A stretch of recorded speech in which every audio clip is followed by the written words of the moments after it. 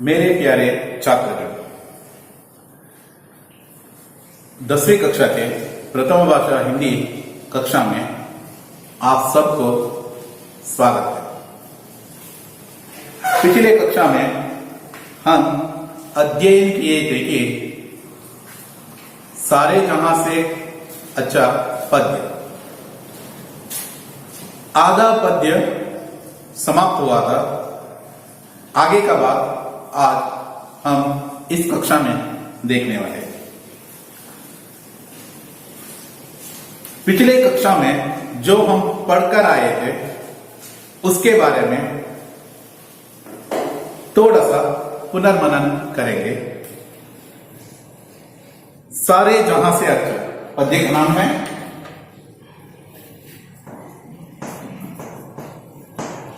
सारे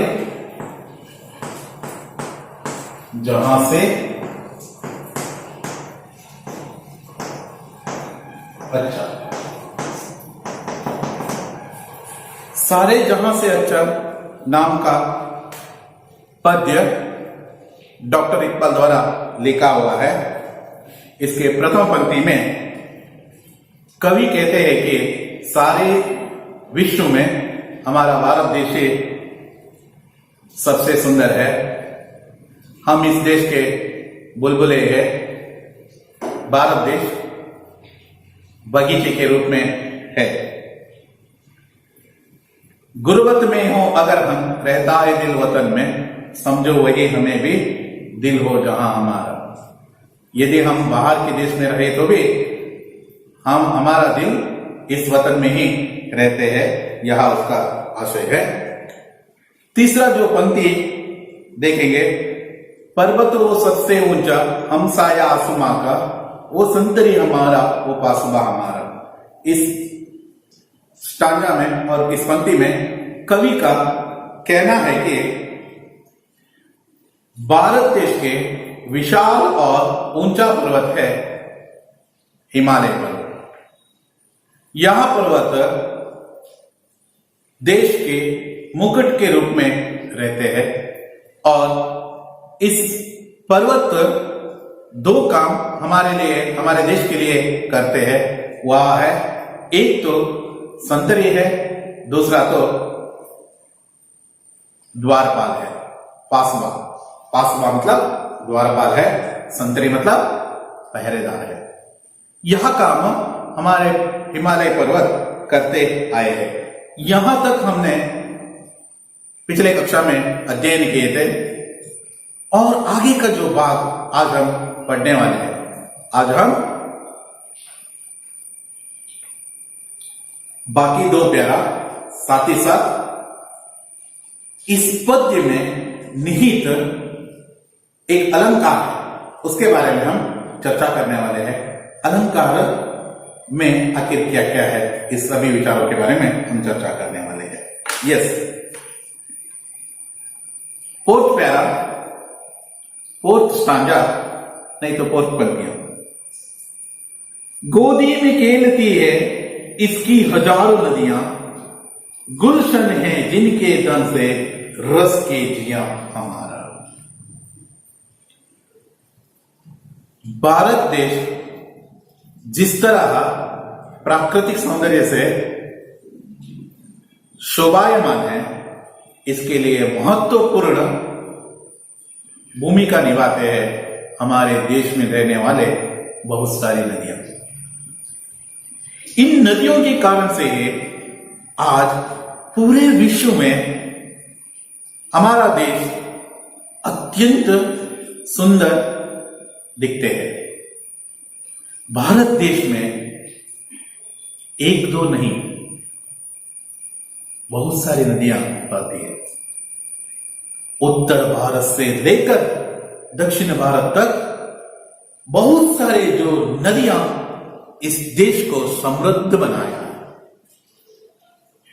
जैसे सिंधु, गंगा, ब्रह्मपुत्र, यमुना, नर्मदा, गोदावरी, महानदी, कावेरी, कृष्णा, तुंगभद्रा, शरावती, नेत्रावती, हमारे उडुपी में बहने वाले स्वर्ण आज।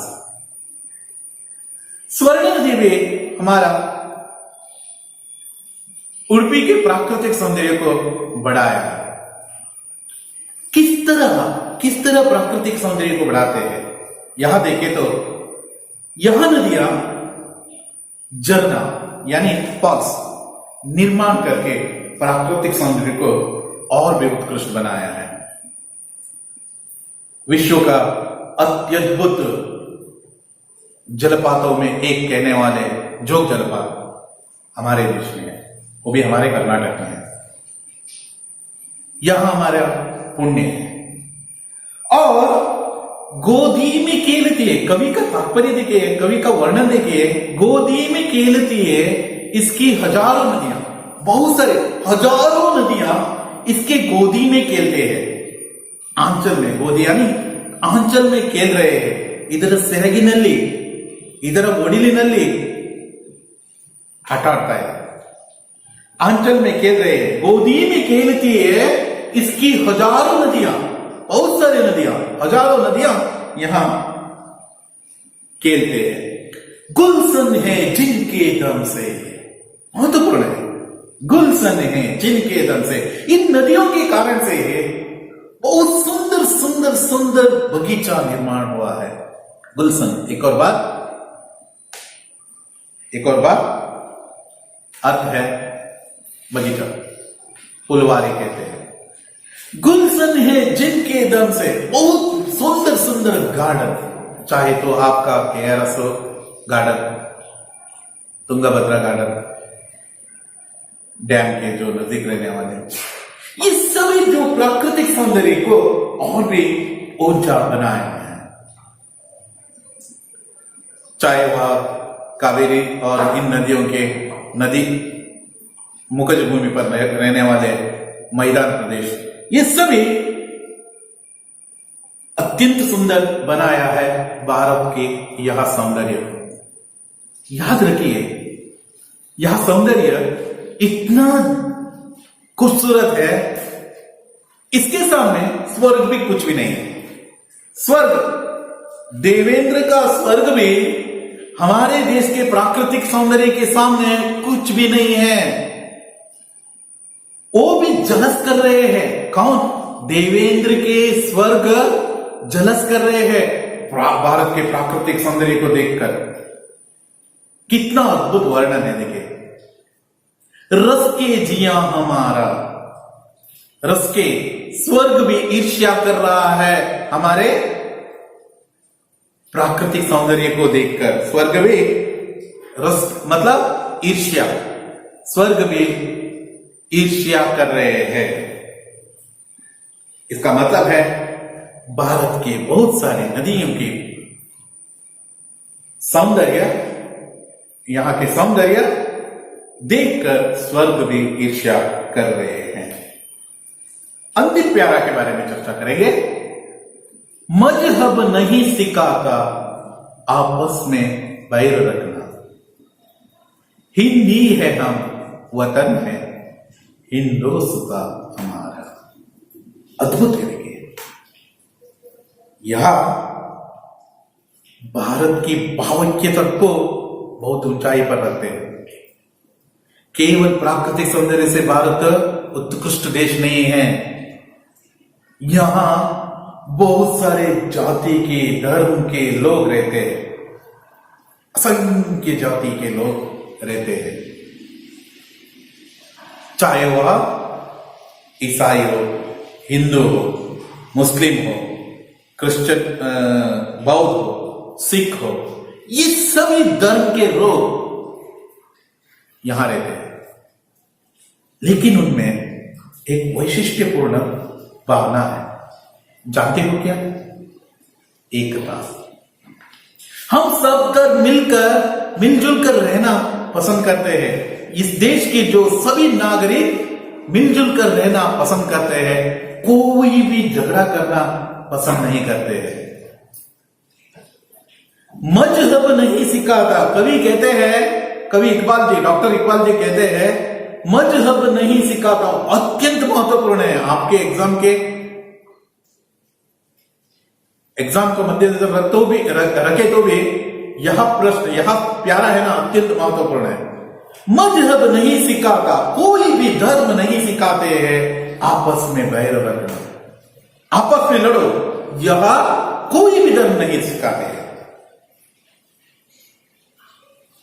भारत को बहुधर्मीय देश कहते हैं। इस बहुधर्मीय राष्ट्र में कोई भी धर्म ऐसा नहीं है जो लड़ो, आपस में वैर करो, यहां नहीं कहते।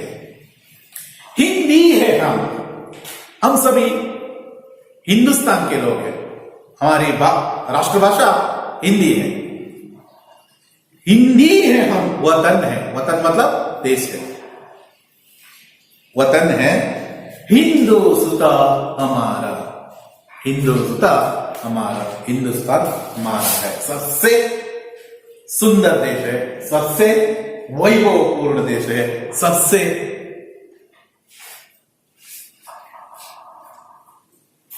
प्यारा देश है हमारा यह देश। इस तरह हम इस पद्य में भारत देश के सुंदर वर्ण का बखान किया है। कवि का कहने का तात्पर्य यह है, विश्व में सारे देशों में हमारा हिंदुस्तान ही सबसे ऊंचा है, और सॉरी, हिंदुस्तान ही सबसे सुंदर देश है, और यहाँ हिमालय पर्वत सबसे ऊंचा पर्वत है। ये सभी इन्होंने कहा है।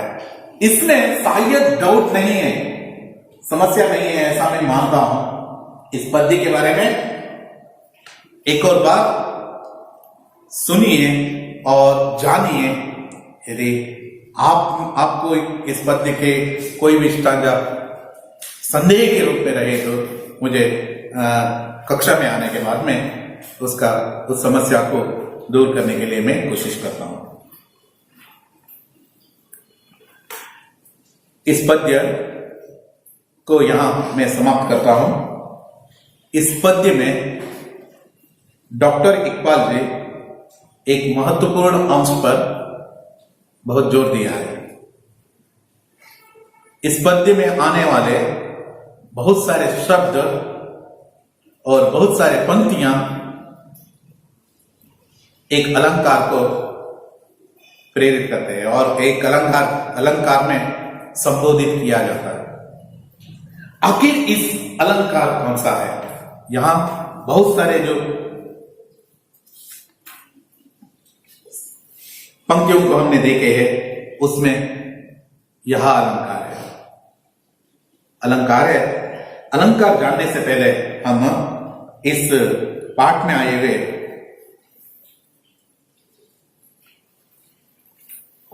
शब्दार्थ के बारे में देखिए। प्लीज एक बार लिख लीजिए, जहां, जगह,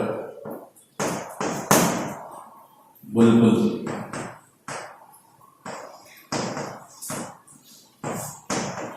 एक प्रकार की चिड़िया,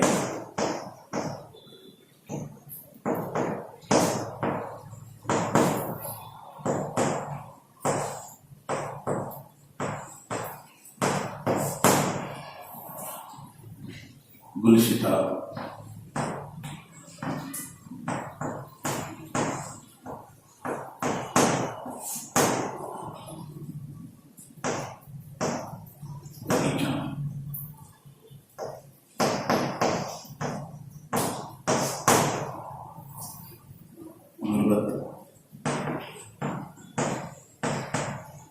गुर्बत यानी प्रदेश,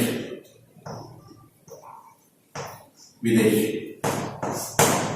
वतन,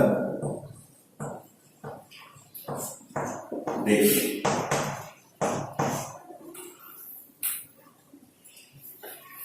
हमसाय,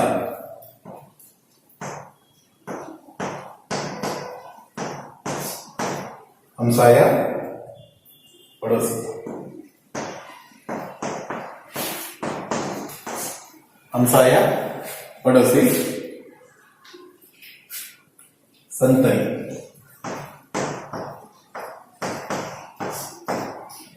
संतरी, पहरेदार,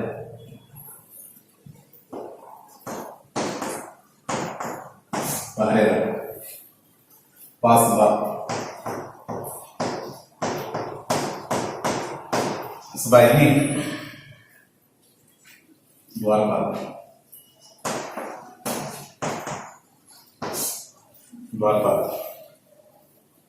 मचकर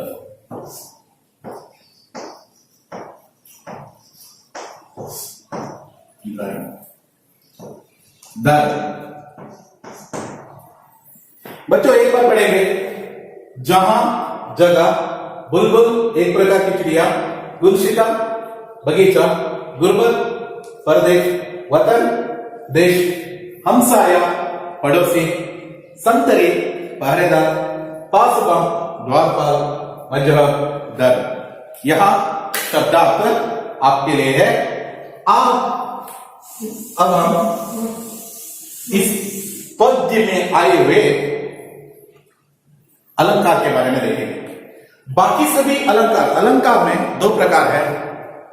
अलंकार के बाकी सभी इन सभी भागों के बारे में, बाकी सभी भागों के बारे में हम बाद में चर्चा करेंगे। अब हम एक प्रकार उसमें देखेंगे। शब्द अलंकार में दो प्रकार है, एक शब्दालंकार है और दूसरा अर्थालंकार है। विस्तार रूप से अंत में हम एक और बात पढ़ने वाले हैं। इस पाठ में आए हुए अलंकार है, इसलिए मैं कहने वाला हूं। शब्दालंकार में आपको अनुप्रास, यमक, श्लेषालंकार है। अर्थालंकार में उपमालंकार, रूपकालंकार, उत्प्रेक्षालंकार, दृष्टांतरन्यास अलंकार, ये सब है आदि है। और इसमें हम रूपक अलंकार के बारे में अलंकार चर्चा करेंगे। देखिए पद्य में आपको आए हुए शब्द कहा, उसमें देखिए पहला वन है। कैसे देते हैं क्वेश्चन देते हैं तो वो संतरी हमार,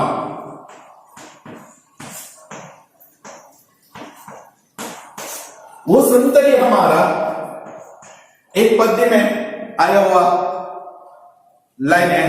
उसमें से हम उसका विवरण देखें तो देखिए वो संतरी हमारा रूपक अलंकार क्या कहते हैं। देखिए रूपक अलंकार में दो शब्दों के बीच में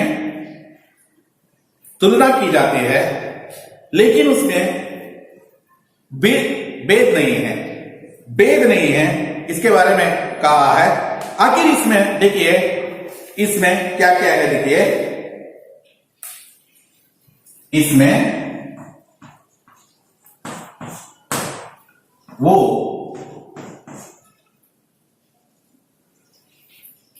अर्थात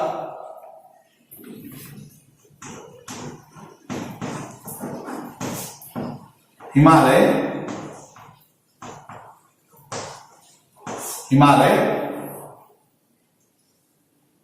को संतरी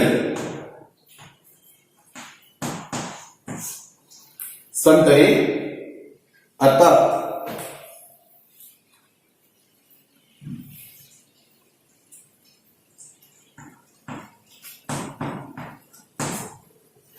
पहरेदार रूप में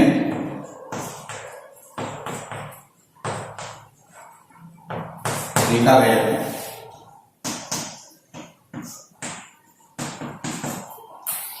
है।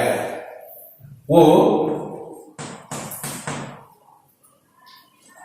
हिमालय संतरी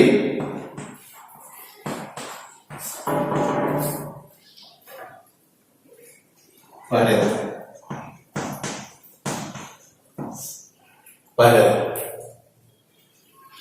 उपमान और उपमेय, इसमें यह उपमान है, उपमेय। उपमान और उपमेय में देखिए तुलना की गया है, इसमें भिन्नता नहीं है, वही यही